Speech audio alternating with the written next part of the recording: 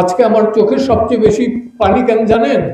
যে যখন দেখে যে মুক্তিযোদ্ধার গলায় জুতার মালা, তখন মনে হয় যে এই জন্য আমার উজ্জীবিত করা উচিত। বিচারপতি তোমার বিচার করবে যারা, আজ জেগেছে সেই জনতা। ধন্যবাদ। আমি একটু দৃষ্টি আকর্ষণ করে বলছি, সংখ্যালঘু বলছেন, সবচেয়ে বেশি সংখ্যালঘু কিন্তু আমি একজন মুক্তিযোদ্ধা হিসেবে। 5ই আগস্টের পর আমি কিন্তু 5ই আগস্ট পর্যন্ত ছাত্রদের সাথে ছিলাম। 17 বছর ধরে কিন্তু আওয়ামী লীগের বিরোধিতা করেছি। তখন তারা, যেহেতু আমি ফ্রন্ট ফাইটের মুক্তিযোদ্ধা ছিলাম, সেই কারণে আমাকে রাজাকার বলতে পারে না, আদারওয়াইজ সবই করেছে। অকথ্য ভাষায় গালিগালাজও করেছে। এমনকি দীর্ঘকাল আমি কিন্তু বিভিন্ন গ্রেপ্তার বা যে কোনো অন্যায় বিচার এসে সুপ্রিম কোর্টের এখানে একটা মানববন্ধন করতাম। সর্বশেষ সময় দুলাল যখন সেক্রেটারি, তখন তার এক মাস্তান, গতকালকে দেখলাম তিনি বিএনপিতে জয়েন করেছেন, তিনি আমার হ্যান্ড মাইকটা আমার 3তলা রুমের সামনে থেকে ছিনিয়ে নিয়ে গেছে। দুলালকে আমি বললাম, বললো যে আমি 2টা মাইক দেবো। তোমার কাছে কি আমি 2টা মাইক চাইছি নাকি? কে নিছে সেই ব্যাটার আমি দেখতে চাই। যাই হোক, পরবর্তীতে শুনলাম যে সে, অনেকেই তো দেখাশোনা করে, আমার একজন আমার জুনিয়র বললো যে আপনি তো তার পিঠে হাত দিয়ে কথা বলবেন। বললাম যে আমি তো জানি না যে এই লোক সেই লোক, তাহলে তো আমি জিজ্ঞেস করতাম। এই অবস্থার ভেতরে ছিলাম। এবং যারা সেদিন আওয়ামী লীগের বিভিন্ন নেতৃত্বে ছিলেন, আমার একটা সুবিধা আছে কি, যেহেতু আমি মুক্তিযোদ্ধা, 11টা সেক্টর কমান্ডার, 11 জন সেক্টর কমান্ডারকেই আমি চিনতাম ব্যক্তিগতভাবে, একদম 1-to-1 সম্পর্ক ছিল। ভারতের 2 জন জেনারেল উবান সিং, নাম শুনছেন কিনা জানি না, যিনি বিএলএফ এর ট্রেনিং এর দায়িত্বে ছিলেন দেরাদুনে। আরেকজন হলো ফিল্ড মার্শাল মানেক শ। এটা আমার সৌভাগ্য, আমি বলবো যে আমার সৌভাগ্য যে এদের সাথে আমার একটা সম্পর্ক ছিল। জেনারেল জিয়াউর রহমানের সাথে আমার সম্পর্ক প্রত্যেকে 69 আন্দোলনের পরে বঙ্গবন্ধুর 32 নম্বরের বাসায় তার সাথে কথা বলে বেরিয়েছি। যারা তখনকার দিনে গেছেন দেখতে পাবেন যে তার বাসার পাশে যে রুমটা উনি বসতেন, বাইরে একটা বেতের সোফা সেট ছিল, 2 জনের বসা। তো বঙ্গবন্ধুর সাথে আমার সাথে উনি বেরোয় যাই, দাঁড়া তুই তো করাচি থাকিস, পরিচয় করে দিত। এক লোক দেখলাম যে একদম এইভাবে বসা, দাঁড়াই গেল, যে ওর নাম জিয়া, মেজর না ক্যাপ্টেন বলছে আমার খেয়াল নেই, ও থাকে ওয়েস্ট পাকিস্তানে। আমার বললো যে তুই যোগাযোগ রাখিস। জেনারেল জিয়ারও বললো যে যোগাযোগ রেখো। তো করাচিতে যাওয়ার পর আমি চেষ্টা করেছি যোগাযোগ রাখার। তখন তিনি অলরেডি করাচি থেকে ট্রান্সফার হয়ে অন্য কোথাও গেছেন, বোধহয় কাকুল বা কোয়েটা, এইসব জায়গায় গেছেন। অন্যান্য বাঙালিদের সাথে দেখা হয়েছে বা হয়েছে। মনের ভেতর তো তীব্র একটা আকাঙ্ক্ষা ছিল যে যুদ্ধ করব, দেশ স্বাধীন করব। এবং জিন্নার যে 2 নেশনস থিওরি, সেই 2 নেশনস থিওরির কবরের উপর দাঁড়িয়ে বাংলাদেশ কিন্তু রচিত হয়েছে। আমি আবারও বলি রিপিটেডলি, জিন্নার দ্বিজাতি তত্ত্বের উপরে সে কবর দিয়ে কিন্তু বাংলাদেশের উৎপত্তি। অতএব এখানে সাম্প্রদায়িকতার কোনো জায়গা নেই। আজকে আমার চোখের সবচেয়ে বেশি পানি কেন জানেন? যে যখন দেখে যে মুক্তিযোদ্ধার গলায় জুতার মালা, যখন দেখে যে নুরুলহুদার গালে জুতা দিয়ে পিটায়, তখন মনে হয় যে এই জন্য আমার উজ্জীবিত করা উচিত।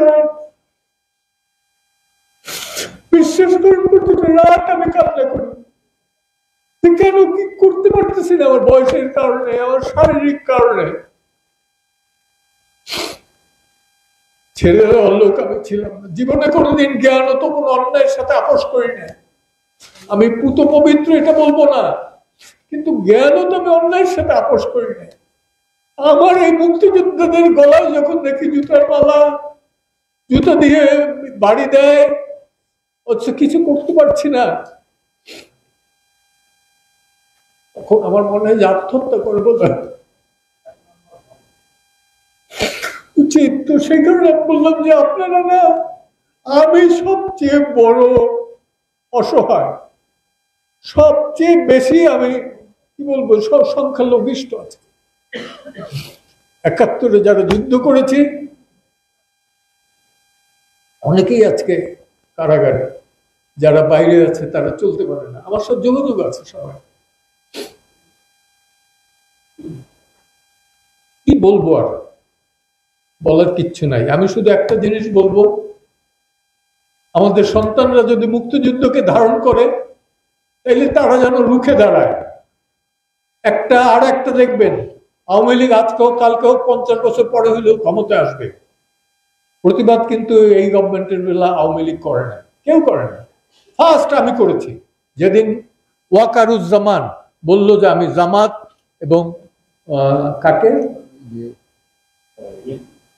বিএনপির বলল, জামাত এবং কাকে কাকে যেন সে ডাকছে, এবং আমার উপর আপনি বিশ্বাস রাখেন, আমি সাথে সাথে কিন্তু ফেসবুকের লাইভে গিয়ে বললাম যে একটা বেআইনি ঘোষিত সংগঠনকে তুমি ডাকতে পারো না, ওই চেয়ারে বসে।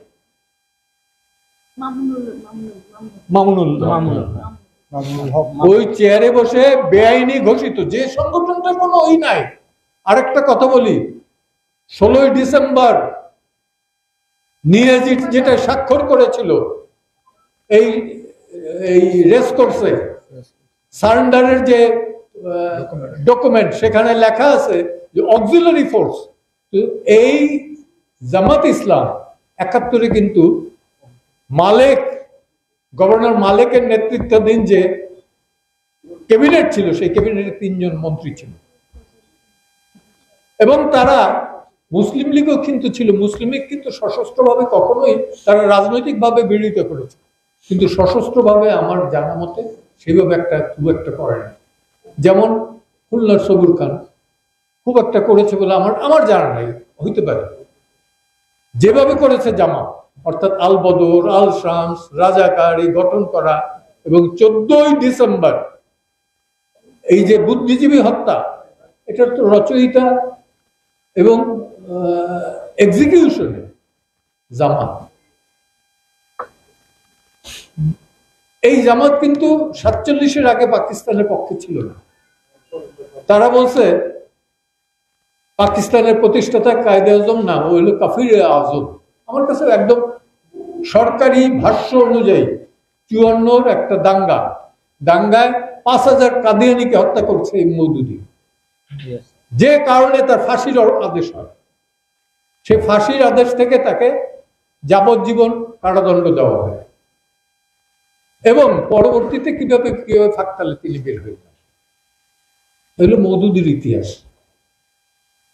আমরা জানি না, আমরা মনে করি যে জামাত ইসলাম মানে ইসলাম, ইসলাম বললে ইসলাম। এরা যে ফক্কর ধান্দাবাজ সেটা আমাদের মাথায় নাই। 30 লক্ষ মানুষের রক্তের দাম বেশি না 2000, 3000, ইভেন যদি আমি বলি যে 1 লক্ষ মানুষ, যে কোনো হত্যার বিচার হওয়া উচিত। কিন্তু 30 লক্ষ মানুষ, 2 লক্ষ মা বোনের ইজ্জত নিয়ে ৭১-এ যে দেশটা স্বাধীন হয়েছে তার সাথে তুলনা কারো চল না। এবং একটা কথা আমি বলে দেই যে এই দেশ কিন্তু সাম্প্রদায়িকতার দেশ না। এই দেশ, অনেকে বলে যে বাংলাদেশের সংবিধান এটা হয়েছে ভারতের সংবিধানের 2য় সংস্করণ। আমি বলি যে না, ভারতের সংবিধান বাংলাদেশের সংবিধানের 2য় সংস্করণ। কারণ কি জানেন? তার মূলনীতির ভেতরে কিন্তু সমাজতন্ত্র ছিল না। ৭৪-এ তারা তাদের সংবিধানে সমাজতন্ত্র অন্তর্নিহিত করেছে। প্রথম গণতন্ত্র ছিল না স্যার, ভারতীয় সংবিধানে প্রথম গণতন্ত্র ছিল। হ্যাঁ, পরে আসছে। এই যে আসছে সেটা কার বিষয়? আমাদের সংবিধান তো 30 লক্ষ মানুষের রক্তে লেখা সংবিধান। ডক্টর কামাল হোসেনের নেতৃত্ব হয়েছে, তার পায়ের ওই ফজলুর রহমান, অ্যাডভোকেট ফজলুর রহমান বলেছিল তার মৌরি হওয়ার যোগ্যতা আছে কিনা আলী রিয়াজের। আমি ওই ল্যাঙ্গুয়েজ বলবো না, আমি বলবো যে আলী রিয়াজ অত্যন্ত দুঃসাহস নাম, বলবো যে নাপিতের যে ডাক্তারি বিদ্যা, সেই বিদ্যায় সে পারদর্শী হওয়ার চেষ্টা করছে, কিন্তু নাপিত নাপিতই থাকবে, ডাক্তার হতে পারবে না।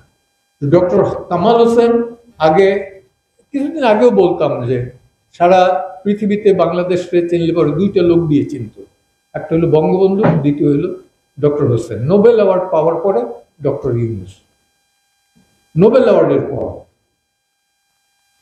আমি সেই বিতর্কেও যাব না, কিন্তু বলবো যে সংবিধানে হাত দেওয়ার চেষ্টা করবেন না। এই সংবিধানে আবারও বারবার বলছি যে সংবিধানে হাত দেওয়ার চেষ্টা করবেন না। ওই লোকগুলো বিদেশি, তো তারা এমনি বিদেশি, বিদেশে এসে এখানে স্বদেশী ভাব দেখাচ্ছে। নাগরিকত্ব বন্ধ করে আসুক, দেশের রাজনীতি করুক, বুঝবো। আমার কোনো রাজনৈতিক দল নাই, কিন্তু একটা দল আছে, আমি দেশপ্রেমী, আমি মুক্তিযোদ্ধা। আর কোনো আমার পরিচয় দরকার নাই। আমি মানবতার সেবা করতে চাই, করব, এবং আইনের শাসন চাই, আইনের সুশাসন চাই। আজকে যেটা আছে সেটা আইনের সুশাসন না। একটা ওই সুব্রত চৌধুরী যখন বলতেছিল যে, এবং মঞ্জিল বলতেছিল, আমি বললাম যে তুমি তো অ্যান্টিসিপেটরি বেইল, আগাম জামিনের কথা বলতেছো, রেগুলার বেইলই তো হয় না। একটা লোক মাসের পর মাস 10 মাস ধরে জেলে আছে, বারবার আনা হয় না। আগস্ট, এই যে এই আগস্টের মামলা তো শোনা যাবে না কেন? কেন? একটা কথা বলি, এই দিন না দিন আরো আছে। আর 71-এর একটা গান আছে, বিচারপতি তোমার বিচার করবে যারা, আজ জেগেছে সেই জনতা। আমি বক্তব্য দীর্ঘায়িত করবো না, শুধু বলবো বিচারপতি তোমার বিচার করবে যারা, আজ জেগেছে সেই জনতা। ধন্যবাদ।